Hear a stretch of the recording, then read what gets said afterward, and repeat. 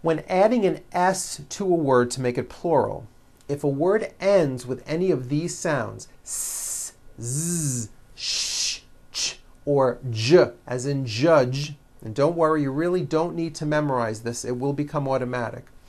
When you add an S ending, this time we always add the ending is with a voiced Z. Is.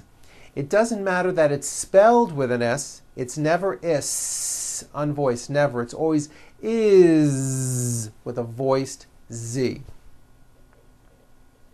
Okay, do this with me. Put your hand on your throat because I want you to feel the vibration in your neck and say is. Feel that right here, is.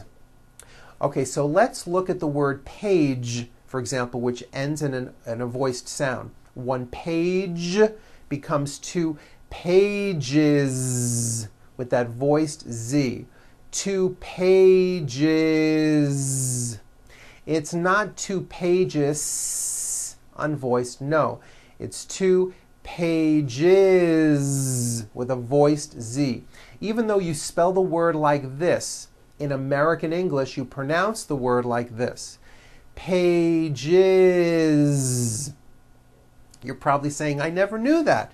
See what you're learning from me? Okay, let's look at another word. In the word bus, for example, bus ends with an S sound. S, bus.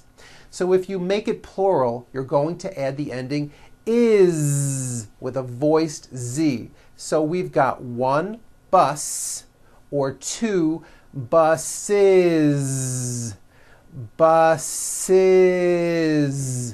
Two buses. The last sound you hear is that voiced Z. Buses. Next one, lunch. Lunch ends with a CH sound. Ch. So we've got one lunch or two lunch is. Lunches. Very good.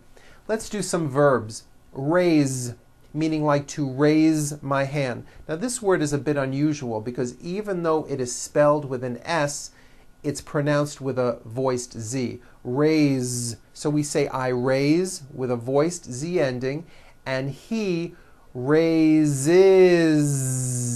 Raises. He raises his hand. It's voiced. Next one, brush, like to brush my teeth. I brush. He brushes. Brushes. It's a voiced ending. Push. I push. He pushes. He pushes.